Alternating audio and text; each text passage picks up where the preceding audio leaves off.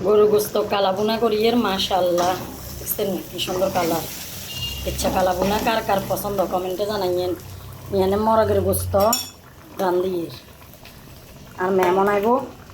তারপরে যাই ইয়ানে ডিম, ইয়ানে মাছ, কাতলা মাছ ভিজে রাখছি, আলু দিয়ে রান্নবো।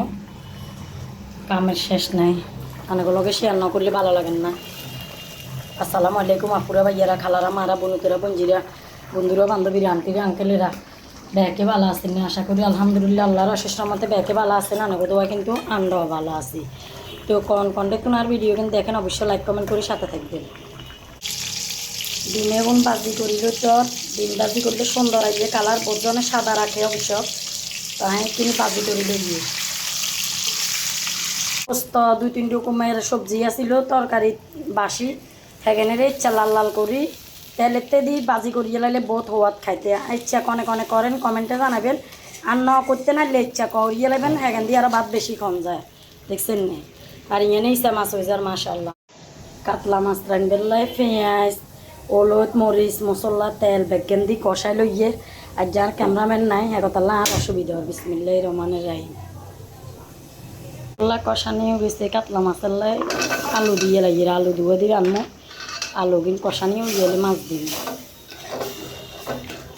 আর বাসাত মেমন আছে, মেমনের কিছু হালকা নাস্তা, আমের শরবত, তার হালকা পাতলা যা তৌফিকে কুলেছি ডাই কেক। আলু কষানিও গেছে, আমরা মাছ দিয়ে এলাম, মাছ দিয়ে লাইছি, আলু কষানিও গেছে। বিসমিল্লাহির রহমানির রহিম।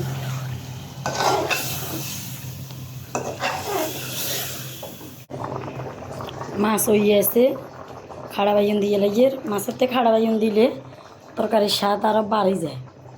আর তরকারির কেচকেচ্ছা থাকলে কেচকেচ্ছা কিন্তু কাটে যায়।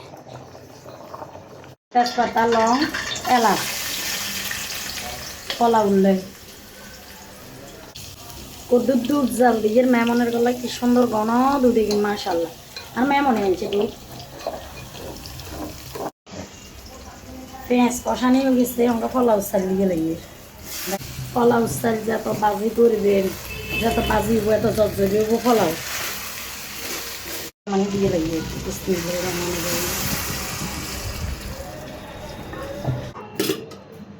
মাশাল্লাহ। রসুন বাজি করে গিয়ে সেজনার শাক বাজি করবে লাগিয়ে, লাল মরিচের গুঁড়া করে লেছি, লাল মরিচের গুঁড়া দিয়ে বাজি করি। আর পেঁয়াজ আর রসুন লাল লাল গেছে মাশাল্লাহ, শাক দিয়ে লাগিয়ে বিসমিল্লাহির রহমানির রহিম। কিন্তু ওই প্রথম কোনো সময় খাইও না, করিও না। বিসমিল্লাহ। সেজনার শাক রান্ধিও না, খাইও না, বাজিও করি না। আজ প্রথম বাজি হয়ে এসে লাল মরিচের গুঁড়ো দিয়ে গোড়া এখন যত দাঁতের তলে হবো এত ভালো লাগবে।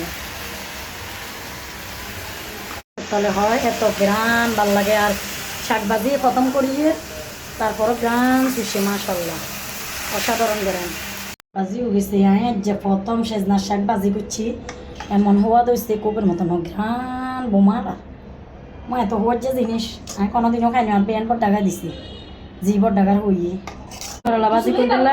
হ্যাঁ করি আলু আর পেঁয়াজ দিয়ে দিছি, তিত করলা বাজিলে তিত করলা সব দিয়ে দিলাম। আর যে তিত করলা দিয়ে আলু দিয়ে বাজি করি, তিত করলা আলু বাজি আর বত্রিও তরকারি বেগেন হয়ে গেছে। এটা হচ্ছে কাতলা মাছ, এটা হচ্ছে মরগের গোস্ত চাল মাংস, এটা রোস্ট, গরুর কালা বোনা, তিত করলা ভাজি, তারপরে সেজনা শাক ভাজি, ডিম ভাজি, ইচা মাছ বোনা, এটা কিছু সবজি বোনা।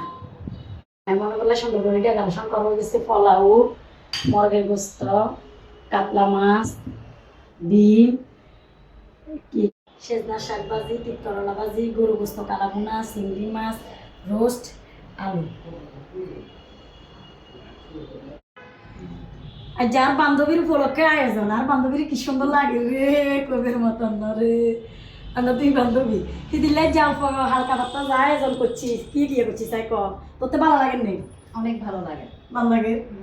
আমরা পয়লা বৈশাখে বাইরেতে মারি নয়, একতলা জানা পয়লা বৈশাখ আমরা বাসায় করি।